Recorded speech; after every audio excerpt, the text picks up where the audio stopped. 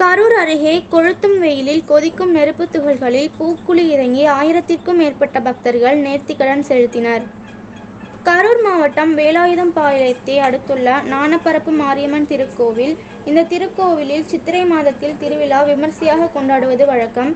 திருவிழாவின் முக்கிய நிகழ்வான பூக்குழி இறங்குதல் நிகழ்வு சிறப்பு வாய்ந்தது. இந்த ஆண்டின் திருவிழா கடந்த 14ஆம் தேதி கம்பம் போடுதல் நிகழ்வுடன் துவங்கியது. திருவிழாவின் முக்கிய நிகழ்வான பூக்குழி இறங்குதல் விமர்சையாக நடைபெற்றது. காவிரி ஆற்றிலிருந்து மாரியம்மனை சின்ன தேரில் எடுத்து வந்து கோவில் முன்பு எழுந்தருள செய்து பக்தர்கள் நீண்ட வரிசையில் காத்திருந்து பூக்குழியில் இறங்கி நேர்த்திக்கடன் செலுத்தினர். சுமார் 20 அடி நீளம் கொண்ட குண்டத்தில் 1000த்திற்கும் மேற்பட்ட ஆண் பெண் பக்தர்கள் பூக்குழி இறங்கி நேர்த்திக்கடன் செலுத்தினர். இதனை முன்னிட்டு சுற்று வட்டாரத்தில் இருந்து ஏராளமான பக்தர்கள் கண்டு சாமி தரிசனம் செய்தனர். பின்னர் பக்தர்களுக்கு அன்னதானம் வழங்கப்பட்டது.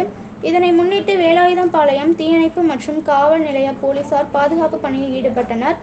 தொடர்ந்து கம்பம் கிணற்றில் விடுவதுடன் திருவிழா நிறைவு பெறுகிறது.